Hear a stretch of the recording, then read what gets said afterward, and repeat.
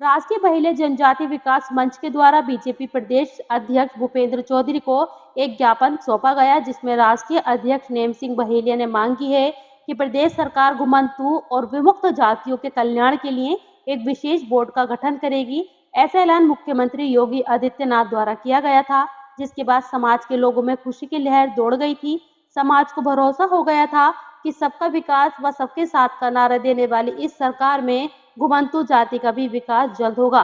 साथ ही इन जातियों के लोगों को कॉलोनी और मकान उपलब्ध कराने व बच्चों को शिक्षित करने की योजना पर भी काम किया जाएगा। राष्ट्रीय अध्यक्ष नेम सिंह ने कहा कि नट, बंजारा, बाबरिया, सासी, कंजड़, कालबेरिया, सपेरा और जोगी जैसी जातियां देश की वह वीर जातियां हैं जिन्होंने विदेशी हमलों के समय योद्धा के रूप में संघर्ष किया।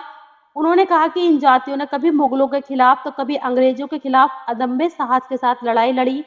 बनटांगिया समाज का उदाहरण देते हुए राष्ट्रीय अध्यक्ष ने कहा कि बीजेपी की इस सरकार ने उन्हें राजस्व, गांव का दर्जा, मताधिकार, घर, स्कूल और अस्पताल की सुविधा उपलब्ध कराई।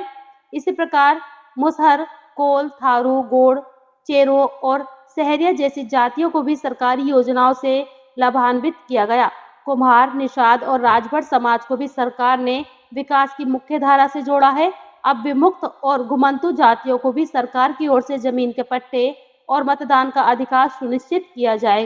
ज्ञापन के माध्यम से सरकार का इस ओर ध्यान आकर्षित किया गया है व उम्मीद जताई गई है कि जल्द ही बोर्ड का गठन हो जाएगा, जिससे विकास की धारा से ये समाज भी जुड़ सके। देखिए, प्रदेश अध्यक्ष जी से मैं इसलिए मिला हूँ कि हमारा एक राष्ट्रीय बहेलिया घुमंतू बारा समाज के हम लोग हैं और पूरे उत्तर प्रदेश के अंदर में हमने सब लोगों ने मेहनत की है। और घुमंतू एक जाति वो जाति है जो मुगलों से लड़ी है और मुगलों से कोई समझौता नहीं किया। अगर कहीं हमने भी अगर मुगलों से समझौता अगर कर लिया होता तो हमने नहीं किया। अगर समझौता किया होता तो कहीं ना कहीं के जमींदार हम भी होते, लेकिन हमने चोटी और बेटी से समझौता नहीं किया। हमने उनसे भी लड़कर के बराबर हमने अपना जो है धर्म से डिगे नहीं। उसके बाद में जब अंग्रेजी सरकार आई तो अंग्रेजों के से भी हमने कोई समझौता नहीं किया। हमारा जो घुमंतू अति पिछड़ा जो समाज है वो रोडों पे झोपड़ झुग्गियों में रहने को आज भी मजबूर है। लेकिन मैं बधाई देना चाहता हूं उत्तर प्रदेश के मुख्यमंत्री जी को, जो हमारी पीड़ा को और हमारी दर्द को समझा।